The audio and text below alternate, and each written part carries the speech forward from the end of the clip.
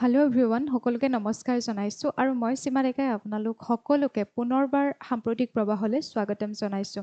আশা কৰিছোঁ আপোনালোক সকলোবিলাক ভালেই আছে আৰু লগতে নিজৰ পঢ়া শুনাও ধুনীয়াকৈ কৰি আছে। তো আজি আমি যোৱা 4 জুলাইৰ পৰা 7 জুলাইৰ ভিতৰত কি ইম্পৰ্টেণ্ট ঘটনাৱলীসমূহ আছে সেইসমূহ আমি আজি ক্লাছটোত চাবলৈ চেষ্টা কৰিম। তো আমি চাওঁ আজিৰ ক্লাছটোত আমি কোনসমূহ টপিক ল'ম। প্ৰথম পইণ্টটো হৈছে India's first commercial matcha tea production. Induction of Hindi in the Assam Legislative Assembly. BRICS head of anti-drug agencies meeting. Indonesia's highest civilian honor conferred on PM Modi. Demise of folk icon Padma Vibhushan Tejan Bai. Renaming of the International Booker Prize. Then Keiko Fujimori elected as the president of Peru. Demise of Kaziranga's iconic petrol elephant Joy Mala. Then modernization upgrade of Assam's dial 112 emergency helpline. 10 নম্বৰত আমি পঢ়িম north east first MEMU train service Agartala to Karimganj road. Then আচ্ছা এইখিনি আমাৰ semi queen sentinel অৰ্থাৎ তোমাৰ 250 বৰ্ষ কি হৈছে US-ৰ মানে যোৱা 4 জুলাইত সম্পন্ন হ'ল। এইখিনি আই থিংক PDF-ত এইখিনি ভিজিবল নহ'ল বাৰু, এইখিনি নুঠিলে বাৰু, ঠিকেই নহওক আমি প্ৰথম কুৱেশ্যনটো চাবলৈ চেষ্টা কৰোঁ, অৰ্থাৎ প্ৰথমটো টপিক আমি চাবলৈ চেষ্টা কৰোঁ এটা কুৱেশ্যনৰ জৰিয়তে। The first commercial batch of Indian grown matcha tea was produced at which of the following tea states. তো আমাৰ ৰিচেণ্টলি আমি মাটচা টিৰ সম্পৰ্কে নিউজত পাই আছিলোঁ। তো এই মাটচা টি সম্পৰ্কে নিউজত পাই আছিলোঁ যে আমাৰ অসমখন প্ৰথমখন ভাৰতবৰ্ষৰ মানে এনেকুৱাকৈ মানে অসমৰ প্ৰথমটো মানে চাহ বাগিচা হ'বলৈ গৈ আছে য'ত মানে প্ৰথম বাণিজ্যিক চাহ, ঠিক আছে, মেটচা চাহ কি হৈছিলে আমাৰ উৎপাদন কৰা হৈছে 5 kg ৰিচেণ্টলি নিলামো কৰা হ'ল আমাৰ টি অকশ্যন চেণ্টাৰত। তো সেই অসমৰ য'ত মানে মেটচা টি সেই আমি প্ৰডিউচ কৰা বুলি আমি পাইছোঁ বা কোনখনত উৎপাদন কৰা বুলি হয় সেইখন হৈছে ছটা টিংৰাই টি ষ্টেট। তো আমি এই মেটচা টি সম্পৰ্কে বাতৰিত কি আছেনো বা কিয় এই বাতৰিত আহিল এই সম্পৰ্কে আমি অকণমান চাবলৈ চেষ্টা কৰিম। তো আমাৰ নৰ্মেল চাহৰ নিচিনা নহয়, মেটচা টিটো একেবাৰে গ্ৰীণ হয় আৰু এই চাহপাতটো আমি নৰ্মেলি কোনটো চাহপাত যে চাহপাতৰ পৰা যোনবোৰ গুড়ি কৰি পেলাই আমি সেইবোৰ পানীত সিজাই পেলাই তেনেকৈ চাহ বনাই পেলাই খাওঁ, কিন্তু এই মেটচা ট্ৰিটো একেবাৰে গ্ৰীণ হয়। আৰু মেটচা ট্ৰিটো যদি আপোনালোকে মন কৰে এয়া কিন্তু কোনো ধৰণৰ এই নৰ্মেল চাহ বাগিচা তেনেকৈ নকৰে, একদম চাহ জেগাত ইয়াক কি কৰা হয় ৰোপণ কৰা হয় আৰু চাহ জেগাত ইয়াক গ্ৰ' কৰা হয় আৰু তাৰ পৰা সেই পাতকেইটা ডিৰেক্টলি ইয়াত কিছুমান পদাৰ্থ ব্যৱহাৰ কৰি পেলাই এই পাতবোৰ ডিৰেক্টলি কি কৰা হয় গুড়ি কৰা হয় আৰু সেইসমূহ ডাইৰেক্টলি খাব পাৰি মিক্স কৰি পেলাই। তো এই মেটচা টি যিহেতু আমি প্ৰথমবাৰৰ বাবে এনেকৈ অসম প্ৰথমবাৰৰ বাবে ইণ্ডিয়া ষ্টেট হৈছে যোনে কমাৰ্চিয়েলি মেটচা টি মেনুফেকচাৰ কৰিছে, কমাৰ্চিয়েলি মেটচা টি অসমত উৎপাদিত কৰা হৈছে আৰু ই গৌৰৱৰ বিষয় যে ই কি হ'ল উৎপাদিতটো হৈছে লগতে ইয়াক নিলামো কৰা হৈছে। আমি যদি চাওঁ on Friday 3rd July 2026 the very first commercial batch of Indian grown matcha weighing 5 kg debuted at the Guwahati Tea Auction Center under Cell 27. It fetched a premium price of 3,000 per kg. তো পাৰ KG 1 কেজিতকৈ 1 কেজিত মানে 3,000 টকাকৈ ইয়াক কি কৰা হৈছে নিলাম কৰা হৈছে। আৰু কোনে নিলাম কৰিছে অকশ্যন বাইটো কেতিয়াবা সুধিব পাৰে J Thomas and bought by কোনে কিনিছে ক্ৰয় কৰিছে এনেকৈ যে পাৰ কেজি 3,000কৈ গুৱাহাটী বেছড চেওচন চাই কোঅপাৰেশ্যনে ইয়াক কি কৰিছে আপোনাৰ মানে কোম্পেনীয়ে কি কৰিছে ইয়াক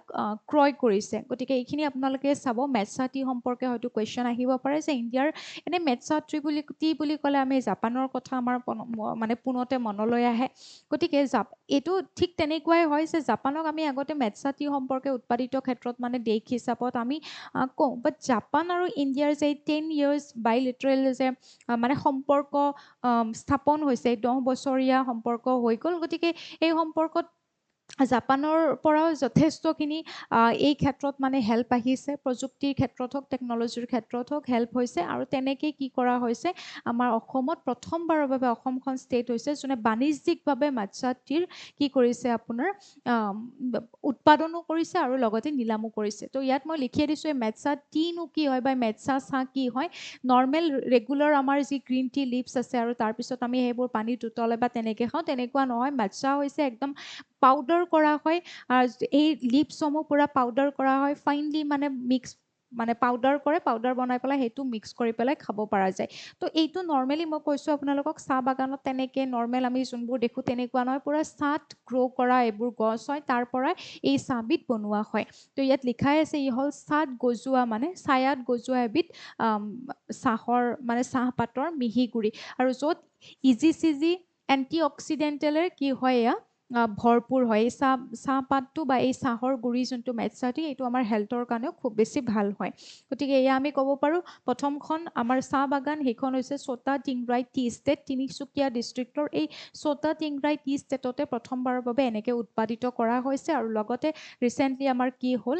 ইয়াক নিলামো কৰা হ'ল তো this milestone is the result of a 10-year bilateral partnership between India and Japan মই অলপ আগতে ক'লোৱে তাৰ পৰা কিছুমান আমাৰ অট'মেটেড এনেকুৱা স্বয়ংক্ৰিয় কিছুমান মেচিন অনা হৈছে যিবোৰৰ থ্ৰুদি আমাৰ এই কামটো কৰিবলৈ সম্ভৱ হৈছে ঠিক আছে এইখিনি আপোনালোকে অকণমানকৈ চাই থৈ দিব ইয়াৰ ওপৰত কুৱেশ্যন আহিব পাৰে দেই একদম যে মাৎস্যাতী যিহেতু এইকেইদিন আমি নিউজত খুব সঘনে মানে যিকোনো নিউজতে আমি পাই আছোঁ এই খবৰটো আৰু মই যে ক'লোঁ আপোনালোকক যে অকশ্যন কৰা হ'ল নিলাম কৰা হ'ল এই চাহৰ এই নিলাম যে কৰে অকশ্যন যে হয় ক'ত হয় আমি জানো যে গুৱাহাটী যোনটো চবতকৈ ডাঙৰ টি অকশ্যন চেণ্টাৰ গুৱাহাটীত অৱস্থিত আৰু সেইটো 1970 চনত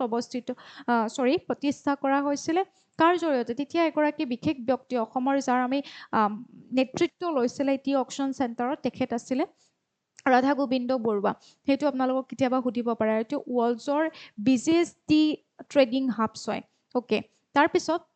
এটা পইণ্ট মই আপোনালোকক আৰু লিখি দিছোঁ যিহেতু চাহৰ ওপৰত কথা আহিছে তো জিআই টেগ লাভ কৰাও আমাৰ এবিধ চাহ আছে যিটো আমাৰ আছামছ অৰ্থডক্স টি চিটিচিটো নহয় আছামছ অৰ্থডক্স টিটোৱে আমাৰ জিআই টেগ লাভ কৰাৰ চাহপাত হয় সেইটোৰ পৰাও কুৱেশ্যন আহিব পাৰে তো আপোনালোকে গম পালে এতিয়া কাৰ সহায়ত যদি তেনেকৈ সোধে বা কাউণ্ট্ৰিখনৰ নাম কি তেনেকৈ সুধিলে আমি জাপানৰ কথা লিখিব লাগিব আৰু তেনেকৈ অসমত প্ৰথমবাৰৰ বাবে তিনিচুকীয়াৰ এই বিশেষ চাহ বাগানখনত কি কৰা হৈছিলে এই মাৎস্যাতী উৎপাদন কৰা হৈছিলে আৰু তাৰ লগতে তাৰ পিছতে আমি যদি চাওঁ ইয়াক আচলতে ইয়াক উৎপাদনৰ ক্ষেত্ৰত আমি ক'ব পাৰোঁ যে উৎপাদন কৰাৰ পিছত ইয়াক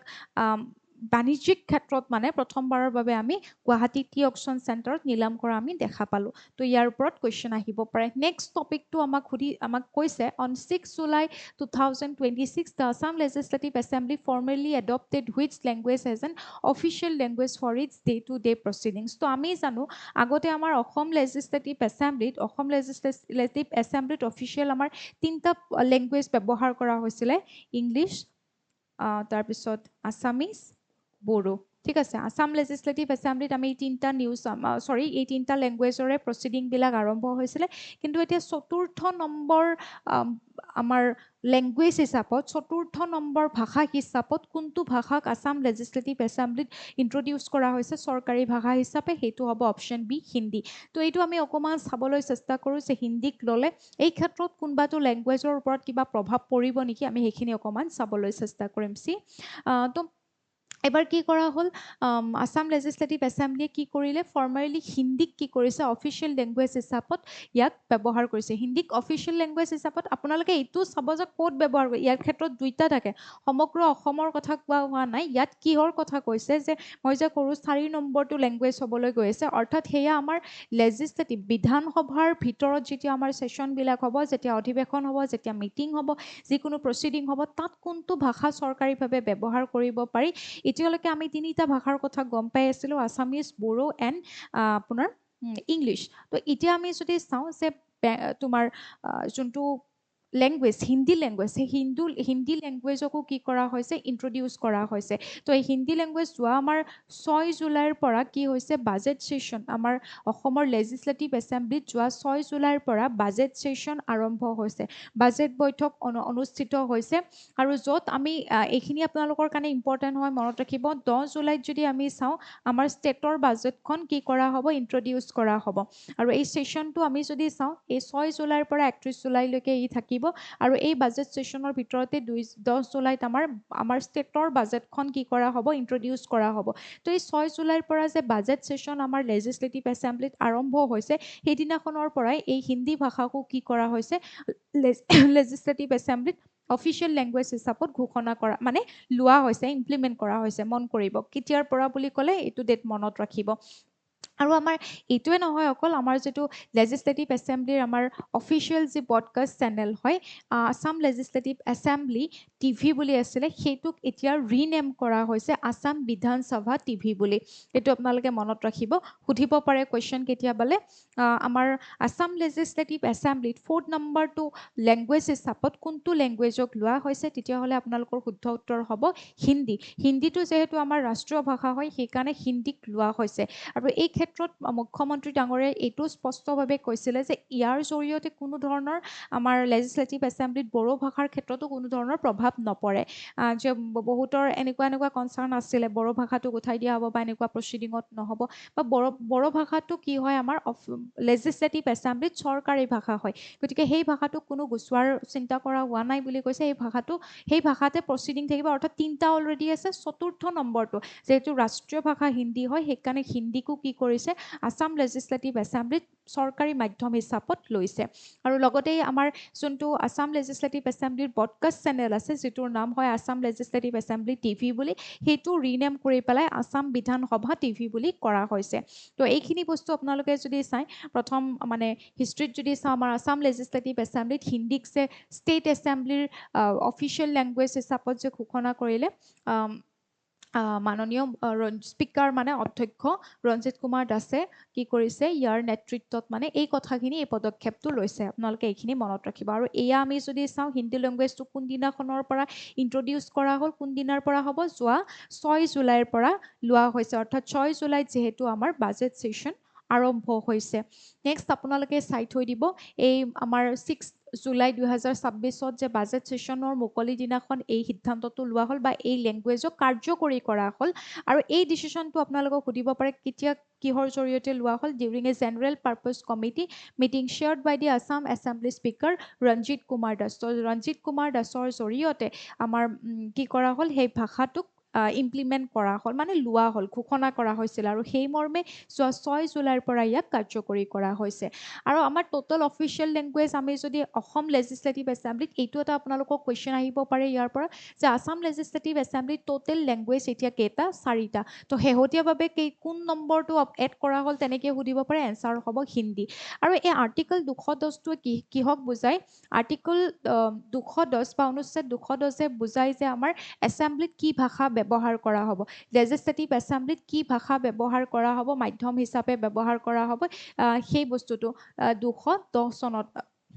I'm so sorry 210 অনুচ্ছেদত আছে then 345 আৰ্টিকলে কি কয় যে ষ্টেট লেজিসলেচাৰক আমাৰ পাৱাৰ দিয়ে যে ষ্টেট লেজিসলেচাৰে এনেকুৱা এক্ট পাছ কৰিব পাৰে যেনেকৈ আমি ল্যাঙ্গুৱেজ এক্টৰ কথা কওঁ ভাষা আইনৰ কথা কওঁ 1960 যে পাছ হৈছিলে তো লেজিসলেটিভ এছেম্বলি পাৱাৰফুল হয় যে গোটেই এণ্টায়াৰ ষ্টেটত কোনটো চৰকাৰী ভাষা হ'ব সামগ্ৰিকভাৱে চৰকাৰৰ যিকোনো ক্ষেত্ৰত যদি আমি চাওঁ কোনটো আনুষ্ঠানিক অফিচিয়েল ভাষা হ'ব বা চৰকাৰী ভাষা হ'ব সেই সিদ্ধান্তটো লোৱাৰ কাৰণে আসাম লেজিসলেটিভ বুলি নহয় যিকোনো ষ্টেটৰ লেজিসলেচাৰৰ তাত সেই পাৱাৰটো থাকে তো আৰ্টিকল 345ৰ জৰিয়তে কিন্তু যদি আপোনালোকক সুধিছে কোৱেশ্চন কেৱল এখন ষ্টেটৰ লেজিসলেটিভ এছেম্বলিত চৰকাৰী ভাষা হিচাপত যে কি ব্যৱহাৰ কৰিব বা চৰকাৰী ভাষা নহয় নৰ্মেলি কি ভাষাৰে আমি কথা ক'ব পাৰোঁ সেইটো কি হয় 210 আৰ্টিকলত কি কৰা হৈছে আমাৰ কনষ্টিটিউশ্যনত আছে তো এইখিনি আপোনালোকে চাব নেক্সটটো কুৱেশ্যন আমাৰ নেক্সট টপিক ব্ৰিক্সৰ ওপৰত আছে গতিকে এটা আমাৰ ৰিচেণ্টলি গুৱাহাটীত এখন মিটিং অনুষ্ঠিত হৈছে ব্ৰিক্সৰ আৰু সেই মিটিংখন কিহৰ ওপৰত আছিলে এণ্টি ড্ৰাগ এজেঞ্চিজ মিটিং ঠিক আছে এণ্টি ড্ৰাগ আৰু এই ড্ৰাগ বা নিচাযুক্ত দ্ৰব্যৰ বিৰোধী এখন মিটিং হৈছিলে ইয়াতে অৰ্থাৎ ব্ৰিক্স বুলি ক'লে আমি কি বুজো ব্ৰিক্স বুলি ক'লে বৰ্তমান সময়ত এটা 11জনীয়া 11 মেম্বাৰ্ছৰ কি হয় এটা গ্ৰুপ হয় এটা সংস্থা হয় আৰু এই ব্ৰিকৰ যেতিয়া যোনটো বছৰত মিটিং হয় বিভিন্ন ক্ষেত্ৰত সেই মিটিংবোৰ অনুষ্ঠিত হয় যেনেকৈ আমি যদি চাওঁ এইবাৰ ব্ৰিক্সৰ মানে চেয়াৰমেন কোনে পাইছে ইণ্ডিয়াই পাইছে গতিকে ইণ্ডিয়াত বিভিন্ন জেগাত বিভিন্ন প্ৰান্তত এই মিটিংসমূহ অনুষ্ঠিত হৈ আছে তো ৰিচেণ্টলি গুৱাহাটীতো মাদক দ্ৰব্য বা আমাৰ নিচাযুক্ত যিবোৰ দ্ৰব্য আমাৰ যিবোৰ বিশেষকৈ ড্ৰাগছ সৰবৰাহ এইবোৰ এখন কাণ্ট্ৰিৰ পৰা সিখন কাণ্ট্ৰিত চোৰাংচোৱাভাৱে হয় তো সেইসমূহৰ এগেইনষ্টত মানে কেনেকৈ যুঁজিব পাৰি সেই মিটিংখন আমাৰ ৰিচেণ্টলি গুৱাহাটীত অনুষ্ঠিত হৈ গৈছে গতিকে আমাৰ ব্ৰিক্সৰ ওপৰত এইবাৰ কুৱেশ্যন অহাটো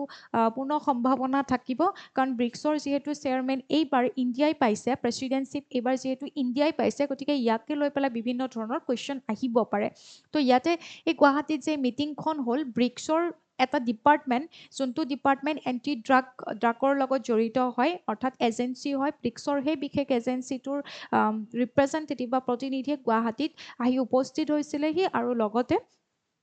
এই সম্পৰ্কে 6 পৰা 6 জুলাইলৈকে এই সম্পৰ্কে আলোচনা কৰিছিলে যে আমাৰ যিসমূহ চোৰাংচোৱা থাকে যিসমূহ অবৈধভাৱে ইখন কাণ্ট্ৰিৰ পৰা সিখন কাণ্ট্ৰিলৈ সাগৰীয় পথেৰেও আমাৰ এইবোৰ যায় ড্ৰাগছসমূহ সৰবৰাহ কৰে তো এইসমূহ এই ইলিগেল কামসমূহ এই অবৈধ কামসমূহ বা এই নিচাযুক্ত দ্ৰব্যসমূহৰ এগেইনষ্টত কেনেকৈ যুঁজিব পাৰি তাৰ এখন খুব ফলপ্ৰসূ এখন মিটিং অনুষ্ঠিত হৈ গ'ল যোৱা 6 পৰা 7 জুলাইৰ ভিতৰত গুৱাহাটীতে কি হৈছিলে ই অনুষ্ঠিত হৈছিলে তো আপোনালোকে এইটো ব্ৰিক্সৰ এই মিটিংখন চাব স্পেচিয়েলি যিহেতু আমাৰ অসমত অনুষ্ঠিত হৈছিলে গুৱাহাটীত অনুষ্ঠিত হৈছিলে তো সেই কুৱেশ্যনটো অহা সম্ভাৱনা থাকিব পাৰে আৰু লগতে আপোনালোকে চাব এতিয়া আমাৰ যিহেতু আমাৰ এইবাৰ ব্ৰিক্সৰ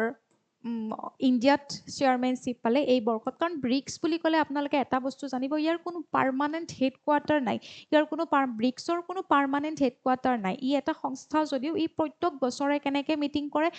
ইয়াৰ জৰিয়তে যোনকেইখন ষ্টেট আছে ব্ৰিক্সত যোনকেইখন কাণ্ট্ৰি আছে 11খন কাণ্ট্ৰি এই 11খন কাণ্ট্ৰিতে এনেকৈ চাফল হৈ থাকে যে এইবাৰ এইখন কাণ্ট্ৰিয়ে প্ৰেচিডেণ্টশ্বিপ চেয়াৰমেনশ্বিপ পায় এইবাৰ নেক্সটখন বেলেগ এখন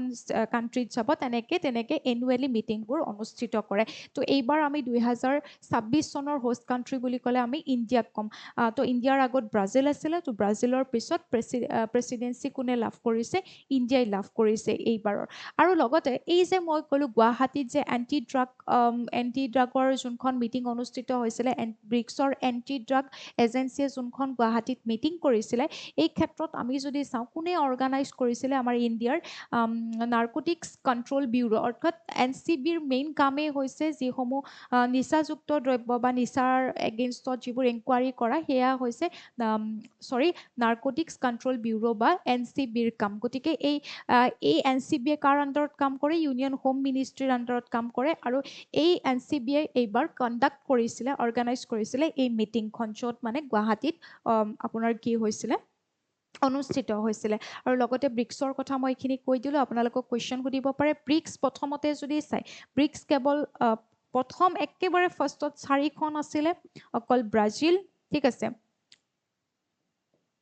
কোন হ'ব ব্ৰাজিল ৰাছিয়া ইণ্ডিয়া আৰু চাইনা ব্ৰিক বুলি কৈছিলে কিন্তু পিছত সাউথ আফ্ৰিকাই যোগ দি পেলাই কি হ'ল 2010 চনত কি হৈছিলে ব্ৰিক্স হৈছিলেগে আকৌ 2011 চনৰ পৰা এই সাউথ আফ্ৰিকাই নৰ্মেল মানে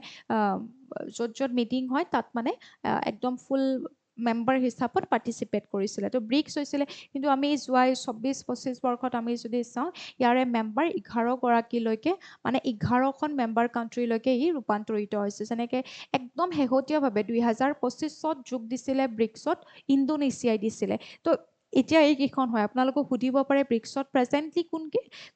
কোন কেইখন আছিল বা ইনিশিয়েলি কোন কেইখন আছিল তেনেকে বুলি আপোনালোকক সুধিব পাৰে কোৱেশ্চন আৰু এইবাৰ আমাৰ 2026 চনৰ ব্ৰিকৰ যেহেতু ইণ্ডিয়াত মিটিং হৈছে এই ব্ৰিক্সৰ যদি থিমটো চাই থিমটো হৈছে building for resilience innovation cooperation and sustainability হৈছে ব্ৰিক্সৰ 2026 চনৰ ইয়াৰ আপোনাৰ থিমটো তো ব্ৰিক্সৰ বিষয়ে আপোনালোকক সুধিব পাৰে মই আগতে আপোনালোকক এই ব্ৰিক্সৰ বিষয়ে বুজাইছিলোঁ পঢ়াইছিলোঁ ব্ৰিক্স কি হয় আৰু এই ব্ৰিক্সৰ চেয়াৰমেনশ্বিপ কোনে পায় প্ৰত্যেক বছৰে বেলেগ বেলেগে প্ৰেচিডেণ্টশ্বিপ পায় অৰ্থাৎ 11খন কাণ্ট্ৰিৰ ভিতৰতে এইবোৰ ঘূৰি থাকিব গতিকে তাকে লৈ পেলাই কুৱেশ্যন আহিব পাৰে ব্ৰিক্সৰ কাম এই হ'ব বিভিন্ন আমাৰ এই যিবোৰ উন্নয়নশীল দেশসমূহ আছিলে এইসমূহ দেশক লৈ পেলাইতো গঠন হৈছিলে এখন মাল্টিপলাৰ ৱৰ্ল্ড গঢ়ি তোলা ভালকৈ যাতে আমি উন্নয়নশীল দেশসমূহৰ যে অৰ্থনৈতিকভাৱে অগ্ৰসৰ মানে আগুৱাই যোৱা এইবোৰে সেইকাৰণে কি কৰে এই ব্ৰিক্সৰ আণ্ডাৰত থকা কাণ্ট্ৰিবিলাকে প্ৰত্যেক বছৰত বিভিন্ন ক্ষেত্ৰত মিটিং কৰে কেনেকৈ আগবাঢ়িব পাৰি কেনেকৈ উন্নতিৰ ফালে যাব পাৰি তো সেয়া হয় ব্ৰিক্স তো নেক্সট টপিকত যোৱাৰ আগত এটা কুৱেশ্যন পঢ়োঁ on July 7 2026 prime minister Narendra Modi was conferred with the Indonesia's highest civilian honour by president Prabowo Subianto তো what is the name of this prestigious medal তো আমি ৰিচেণ্টলি প্ৰধানমন্ত্ৰী ডাঙৰীয়াই আমি যদি চাওঁ অৰ্থাৎ PM মোদীয়ে বিভিন্ন ধৰণৰ কাণ্ট্ৰি ভ্ৰমণৰ কাৰণে ওলাইছে যেনেকৈ আমি অষ্ট্ৰেলিয়া ক'ব পাৰোঁ নিউজিলেণ্ড ক'ব পাৰোঁ লগতে ইণ্ডোনেছিয়াত গ'ল ইণ্ডোনেছিয়াৰ পিছত অষ্ট্ৰেলিয়া যাব সেইধৰণে ভ্ৰমণ কৰিছে তো ইণ্ডোনেছিয়াত যোৱাৰ সময়ত জাকাৰ্টাত যেতিয়া ভিজিট কৰিলে তাত ইণ্ডোনেছিয়াৰ যোনগৰাকী আপোনাৰ প্ৰেচিডেণ্ট হয় প্ৰাবোৱো সুবিয়ান্টো তেখেতে চ' প্ৰাবোৱো সুবিয়ান্টোই কি কৰিছে সেই ইণ্ডোনেছিয়াৰ যোনটো হায়েষ্ট এৱাৰ্ড হয় সেই এৱাৰ্ডটো প্ৰধানমন্ত্ৰী মোদী ডাঙৰীয়াক দিছে তো সেই এৱাৰ্ডটো কি হয় সেইটো হৈছে বিনতাং আদিপূৰ্ণ তো বিনতাং আদিপূৰ্ণ আপোনালোকক সুধিব পাৰে এই অনাৰটোৰে কি কৰা হৈছে এই সন্মানটোৰে PM মোদীক সন্মানিত কৰা হৈছে তো আমি যদি চাওঁ প্ৰাইম মিনিষ্টাৰ নৰেন্দ্ৰ মোদী এনেকুৱা ভাৰতৰ প্ৰথমগৰাকী লিডাৰ হয় যিয়ে ইমানখিনি আন্তঃৰাষ্ট্ৰীয় বঁটা সন্মান পাবলৈ মানে সক্ষম হৈছে নেক্সট যদি আমি চাওঁ ইয়াৰ টপিকখিনি যদি আমি অকণমান বুজিবলৈ চেষ্টা কৰোঁ তো এই যোনটো আনুষ্ঠানিকভাৱে যোনটো মেডেল দিয়া হ'ল সন্মান দিয়া হ'ল হায়েষ্ট যোনটো সন্মান দিয়া হ'ল যিটো কোৱা হয় বিনতাং আদিপূৰ্ণ হৈছে star of the Republic of ইণ্ডোনেছিয়াৰ ষ্টাৰ ঠিক আছে গতিকে সেই সন্মানটো তেখেতক প্ৰদান কৰা হৈছে কেতিয়া মঙলবাৰ অৰ্থাৎ যোৱাকালি 7 জুলাই 2026 চন এইখিনি আপোনালোকৰ মনত থাকিব যেতিয়া PM মোদীয়ে জাকাৰ্টা ভিজিট কৰিছিলে ইয়াৰ পৰাই আমাক কুৱেশ্যন কি এইবোৰ যে মই পঢ়াই থাকোঁ আপোনালোকে হয়তো ভাবিব পাৰে প্ৰত্যেকটো ক্লাছত এটা নহয় এটা এনেকুৱা PM মোদীক এৱাৰ্ড দিয়া PM মোদীয়ে নেক্সটখন কাণ্ট্ৰি ভিজিট কৰা এয়া আমি নিউজ পঢ়িছোঁ তো আমি পঢ়িবই লাগিব কাৰণ তাৰ ওপৰত আমাক কুৱেশ্যন সোধে হয়তো এনেকৈও সুধিব পাৰে যে ইণ্ডোনেছিয়াৰ এতিয়াৰ মানে এজ অফ জুলাই 2026 কোন প্ৰেচিডেণ্ট হয় এনেকৈ বুলিও কুৱেশ্যন সুধিব পাৰে সেইকাৰণে আমি এইসমূহ চোৱাটো খুব গুৰুত্বপূৰ্ণ বা ইণ্ডোনেছিয়াৰ পৰা কোনটো এৱাৰ্ড দিয়া হৈছে সেই ধৰণেও আমাক পিছত কুৱেশ্যন সুধিব পাৰে সেইকাৰণে আপোনালোকে এই বস্তুখিনি চাব ঠিক আছে নেক্সট আমি যদি চাওঁ এৱাৰ্ড নেম যোনটো মই ক'লে বিনতাং আদিপূৰ্ণ সেইটো ইণ্ডোনেছিয়াত 1959তে সেই এৱাৰ্ডটো প্ৰদান কৰা হৈছিলে মানে প্ৰথম ইণ্ট্ৰডিউচ কৰা হৈছিলে আৰু দিছ মাৰ্কছ PM মোদীজ 34 ইণ্টাৰনেশ্যনেল অনাৰ চ' 34 সংখ্যক আন্তঃৰাষ্ট্ৰীয় সন্মান পাইছে মোদীয়ে তো ইণ্ডিয়ান লিডাৰ হিচাপত যদি আমি চাওঁ তেখেতে হিষ্ট্ৰী মানে গঢ়া বুলি ক'ব পাৰি ইমানখিনি মেডেল পাই পেলাই তো কেপিটেল অফ ইণ্ডোনেছিয়া কি হয় প্ৰেজেণ্টলিটো জাকাৰ্টাই আছে কিন্তু পানী বাঢ়ি অহাৰ ফলত জাকাৰ্টাৰ পৰা এতিয়া কেপিটেলখন ইণ্ডোনেছিয়াৰ শ্বিফ্ট কৰা হ'ব সেইখন হৈছে নুচান্তাৰা এই নুচান্তাৰা কেপিটেল কি হ'ব নেক্সট মানে এইখন কেপিটেল হ'ব তো আপোনালোকে এইটো ভালকৈ চাই থৈ দিব যেতিয়ালৈকে অফিচিয়েলি নাহে তেতিয়ালৈকেতো আমি জাকাৰ্টা পঢ়িম কিন্তু এতিয়া যিহেতু একদম আণ্ডাৰ মানে ৱে হৈ আছে নুচান্তাৰা তো এইখন আমি ভালকৈ মনত ৰাখিব লাগিব কাৰণ ইয়াৰ ওপৰত কুৱেশ্যন আহিব পাৰে দেন প্ৰেচিডেণ্ট অফ ইণ্ডোনেছিয়া মই ক'লোৱে এইমাত্ৰ প্ৰাবোৱো সুবিয়ান্টো তো কেপিটেল বৰ্তমান জাকাৰ্টা বাট নুচান্তাৰাখন আমি নেক্সট মানে ফিউচাৰ কেপিটেল হয় যিহেতু পানী বাঢ়ি আহিছে জাকাৰ্টাত ৰখাটো মানে সম্ভৱ নহয় বুলি মানে পানী যিহেতু বাঢ়ি থাকে যথেষ্ট ক্ষয় ক্ষতিৰ সন্মুখীন হ'ব পাৰে বুলি কি কৰিছে নতুন এখন কেপিটেল বনাই থকা হৈছে নেক্সট আমি যদি চাওঁ নেক্সট এটা question legendary folk icon Padma Vibhushan Tejan Bai passed away on July 5, 2026. তো তাজান্তা বাই যদি চাই এগৰাকী হৈছে পদ্মা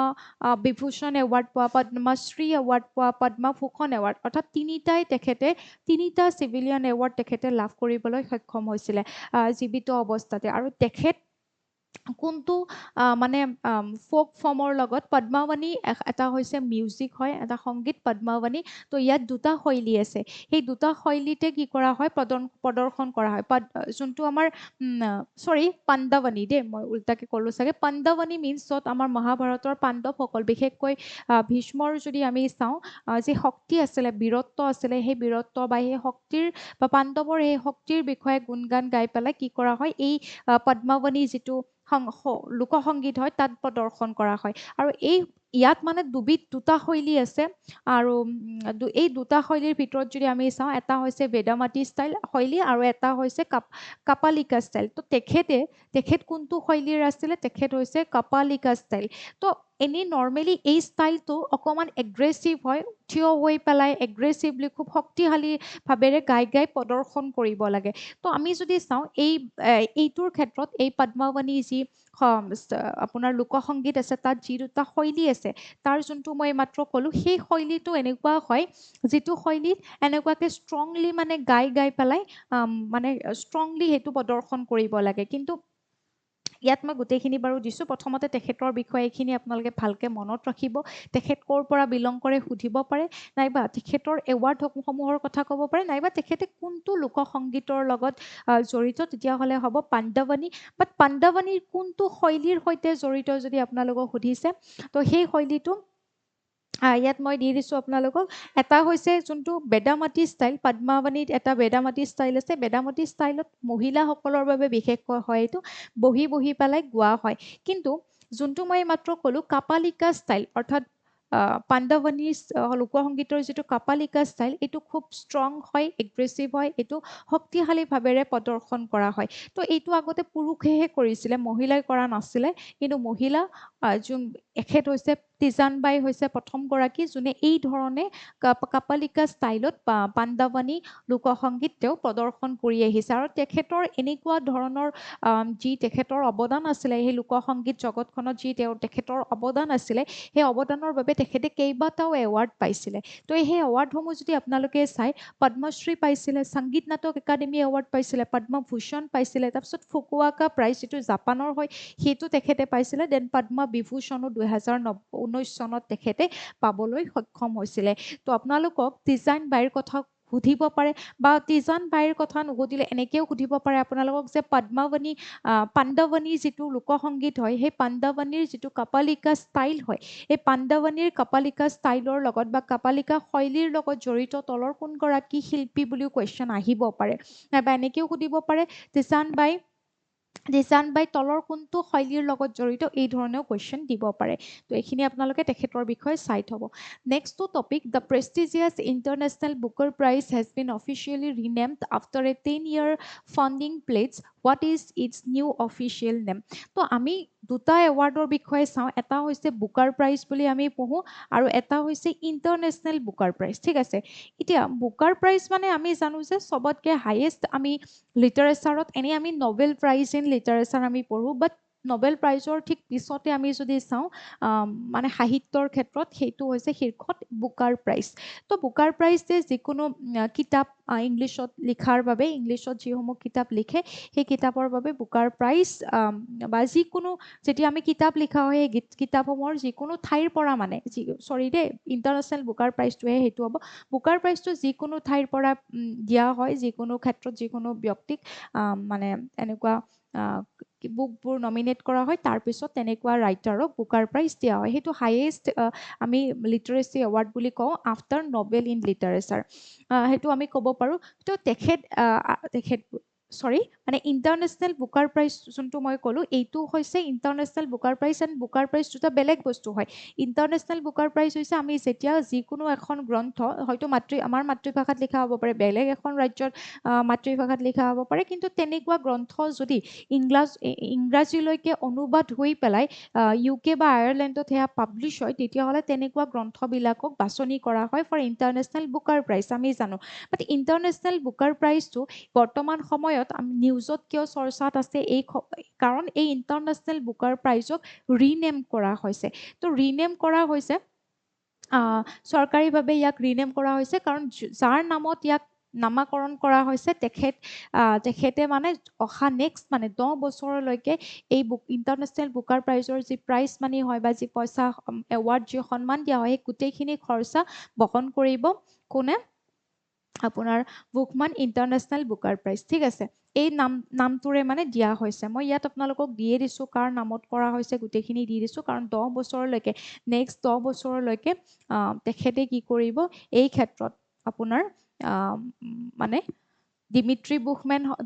বুকমেন আৰু তেখেতৰ পত্নী দাৰিয়াৰ লগত মানে যুটীয়াভাৱে কি কৰা হৈছে নেক্সট 10 বছৰলৈকে সেই গোটেই প্ৰাইজ মানি বা যিখিনি পইচা জড়িত হৈ থাকিব সেইখিনি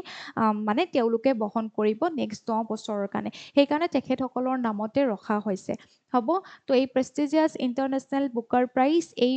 নামটো ৰিনেম কৰা হৈছে বুকমান ইণ্টাৰনেশ্যনেল বুকাৰ প্ৰাইজলৈকে তো আপোনালোকে খেলি মেলি নকৰিব বুকমান ইণ্টাৰনেশ্যনেল বুকাৰ প্ৰাইজ বুলি এতিয়া যদি আপোনালোকক কুৱেশ্যন সোধে তেতিয়াহ'লে আপোনালোকে কি লিখিব যে এই প্ৰাইজটো সেই ক্ষেত্ৰতহে দিয়া হয় যোনবোৰ গ্ৰন্থ ইংৰাজীলৈকে ট্ৰান্সলেট কৰা হয় আৰু ইংৰাজীলৈকে ট্ৰান্সলেট কৰাৰ পিছত সেই গ্ৰন্থখন আয়াৰলেণ্ড বা হেৰিয়াত UKত পাব্লিছ হ'ব লাগিব তেনেকুৱা এখন গ্ৰন্থক মানে বুকমান ইণ্টাৰনেশ্যনেল বুকাৰ প্ৰাইজলৈকে বাছনি কৰা হ'ব তো একে হয় খালি আপোনালোকে নামটো ভালকৈ মন দি থ'ব আৰু এতিয়া মানে এই এৱাৰ্ডটোৰ আগত যিটো প্ৰাইজ মানি আছিলে সেই প্ৰাইজ মানিটোও কিন্তু বঢ়াই দিয়া হৈছে নেক্সট 10 বছৰলৈকে যদি আপোনালোকে চাই আগতে মানে 50,000 পাউণ্ড দিয়া হৈছিলে 50,000 পাউণ্ড আগতে দিছিলে ইণ্টাৰনেশ্যনেল বুকাৰ প্ৰাইজৰ মানে উইনাৰক কিন্তু এইবাৰ মানে এই তেখেতসকলে যিহেতু বহন কৰিব তো তেখেতসকলে ডাবল কৰি দিলে তো 1 লাখ পাউণ্ড কি হ'ব তোমাৰ ইণ্টাৰনেশ্যনেল বুকাৰ প্ৰাইজ বা উইনাৰক দিয়া হ'ব কিন্তু ইণ্টাৰনেশ্যনেল বুকাৰ প্ৰাইজ দুগৰাকীৰ মাজত ভগাই দিয়া হয় তাৰমানে যোনগৰাকীয়ে ধৰি লওক কোনোবাই আপুনিয়ে ধৰি লওক এখন গ্ৰন্থ লিখিছে আপোনাৰ নিজৰ ভাষাত লিখিছে বাট সেই গ্ৰন্থখন যদি কোনোবাই ইংৰাজীলৈকে ট্ৰান্সলেট কৰিছে সেই ইংৰাজীলৈকে ট্ৰান্সলেট কৰাৰ পিছত UK বা আয়াৰলেণ্ডত পাব্লিছ হয় আৰু যদি এই যোনটো ইণ্টাৰনেশ্যনেল যোনটো আমাৰ বুকাৰ প্ৰাইজৰ কথা কওঁ এই সংস্থাই যদি সেইটোক বাছনি কৰে তেতিয়াহ'লে সেই গ্ৰন্থখনক দিয়া হ'ব দুইগৰাকী ব্যক্তিৰ মাজতে ভগাই দিব যোনে ট্ৰান্সলেট কৰিছে তেওঁকো দিব আৰু যোনগৰাকী অৰিজিনেলি লিখিছিলে তেওঁকো দিব তেখেতকো প্ৰদান কৰিব যুটীয়াভাৱে দিয়া হয় তো এই বস্তুটো আপোনালোকে চাই থ'ব ষ্টেটিকত মই আপোনালোকক দি দিছোঁ গোটেইখিনি বস্তু আৰু আমি যদি চাওঁ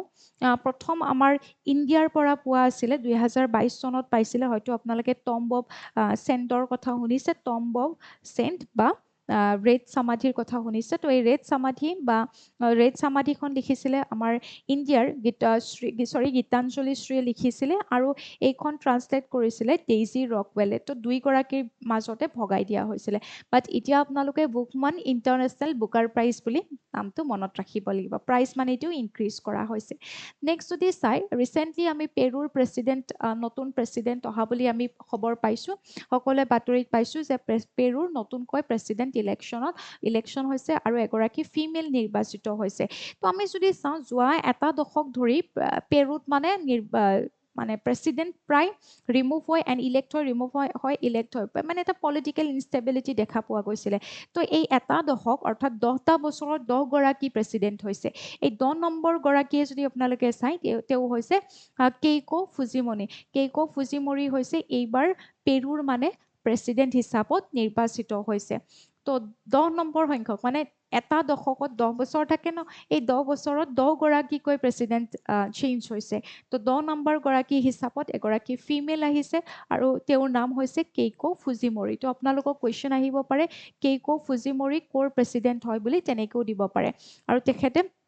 28 জুলাইৰ পৰা তেওঁ শপত গ্ৰহণ কৰিব 28 জুলাইৰ পৰা তেখেতে মানে নিজৰ শপত গ্ৰহণ কৰিব ঠিক আছে এইখিনি মনত ৰাখিব আগতে আপোনালোকে হয়তো দেখিছিলে পেৰুৰ ওপৰত কোৱেশ্চন আহিছিলে পেৰুৰ ক্যাপিটেল কি হয় তো পেৰুৰ ক্যাপিটেল হৈছে লিমা আৰু কাৰেন্সি হৈছে সোল তো আপোনালোকে এইটো চাই থৈ দিব আৰু পেৰুখন এনেকৈ অৱস্থিত ইফালে যদি চাই ব্ৰাজিল হোক বলিভিয়া হোক আৰু পেৰুৰ এইখন হৈছে ক্যাপিটেল ঠিক আছে লিমা নেক্সট আমি দুটা ওয়ান লাইনাৰ আমি এনেকুৱা টপিক পঢ়িম তো আপোনালোকে জয়মালাৰ বিষয়ে শুনিছে তো ৰিসেন্টলি জয়মালা হাতীটোৰ মৃত্যু হৈছে জয়মালা এটা পহৰা দিয়া এটা হাতী আছিল এখন বিশেষ নেশনেল পাৰ্কত তো আপোনালোকে অপচন কেইটা দেখি পেলাই ধৰিব পাৰিছে হয়তো কাজিৰঙা নেশনেল পাৰ্ক 66 ইয়াৰ্ছৰ এই হাতীটো 1992ৰ পৰা কাজিৰঙা নেশনেল পাৰ্কত বন বিভাগৰ দ্বাৰা আমি যেহেতু জানো যে হাতীবিলাকে বিভিন্ন ধৰণে চোৰাংচোৱা চিকাৰীবিলাকৰ বিৰুদ্ধে মানে পহৰা দি থাকে যাতে জীৱ-জন্তু মাৰিব নোৱাৰে তো মন কৰিবচোন জয়মালা তেনেকুৱা এগৰাকী খুব শক্তিশালী এন সাহসী হাতী আছিলে যাৰ 66 ইয়াৰ্ছ হৈছিলে কাজিৰঙা নেশনেল পাৰ্কত তেখেতে অৰ্থাৎ জয়মালাই কি কৰিছিলে 34টা বছৰ তেওঁ নিজৰ কাম কৰিছিলে কষ্ট কৰিছিলে 34টা বছৰে কাজিৰঙা নেশনেল পাৰ্কৰ বন্যপ্ৰাণীক সুৰক্ষা দি আহিছিলে তো সেই জয়মালাৰ ৰিসেন্টলি অসুস্থ হৈ পেলাই তেখেত জয়মালাৰ মৃত্যু হৈছিলে তো আপোনালোকক জয়মালাৰ বিষয়ে হয়তো কোৱেশ্চন দি দিব পাৰে আৰু জয়মালাৰ যি কন্ট্ৰিবিউশন আছিলে তেওঁ এই জয়মালাই যে 34 বছৰ ধৰি পেলাই ইমান ধুনীয়াকৈ কাজিৰঙা নেশনেল পাৰ্কৰ জীৱ-জন্তুক সুৰক্ষা দি আহিছিলে তেখেতৰ সেই অৱদানৰ বাবে জয়মালাক খুব সন্মানেৰে শেষ বিদায় বন বিভাগৰ দ্বাৰা শেষ বিদায় দিয়া হৈছিলে তো এই জয়মালাৰ বিষয়ে আপোনালোকক সুধিব কোৱেশ্চনটো আপোনালোকে ভালকে পঢ়িব এনেকৈ হয়তো সুধিব পাৰে যে জয়মালা কি হয় এনে কিহৰ লগত জড়িত সেই বুলিও আপোনালোকক সুধিব পাৰে ভাবকচোন এটা হাতীয়ে 34 বছৰ কাম কৰিছিলে 34 বছৰ সেৱা আগবঢ়াইছিলে কাজিৰঙা নেশনেল পাৰ্কত আৰু অৱশেষত সেই জয়মালাৰ সুস্থ হৈ পেলাই আচলতে বৃদ্ধ হয় 66 ইয়াৰ্ছ হৈছে হাতীটো 1992ৰ পৰা সাৰ্ভ কৰিছিলে কাজিৰঙা নেশনেল পাৰ্কত সেৱা আগবঢ়াইছিলে প্ৰহৰা দিছিলে আৰু সেই জয়মালাৰে মৃত্যু হয় আৰু এই মৃত্যুত যদি চাওঁ এই জয়মালা গ্ৰেণ্ড অফ অনাৰ সন্মানেৰে মানে সন্মানিত কৰি পেলাই তেখেতক এই শেষ বিদায় এই ধৰণে দিয়া হৈছিলে তো আপোনালোকে এইটো চাব নেক্সট যদি আমি চাওঁ আসাম কেবিনেটত ৰিসেন্টলি মানে 100 কৰোৰৰ অনুমোদন দিয়া হৈছে কিহৰ বাবে যাতে আমাৰ এটা ইউনিভাৰ্চেল যেটো এটাই মানে উমৈহতীয়া যাতে এটা নাম্বাৰ থাকে ইমাৰ্জেন্সি সাৰ্ভিসৰ ক্ষেত্ৰত ইমাৰ্জেন্সি মানে যেনেকুৱা আমাৰ পুলিচ হওক অগ্নি নিৰ্বাপক মানে পুলিচ হ'ব পাৰে নাইবা আমাৰ যেটো জুই নুমুৱা হয়নে সেইবোৰৰ ক্ষেত্ৰত বা এম্বুলেন্স এইবিলাকৰ ক্ষেত্ৰত আমি যদি চাওঁ এটাই নাম্বাৰ মানে মুকলি কৰিবৰ কাৰণে প্ৰায় 100 কৰোৰ টকা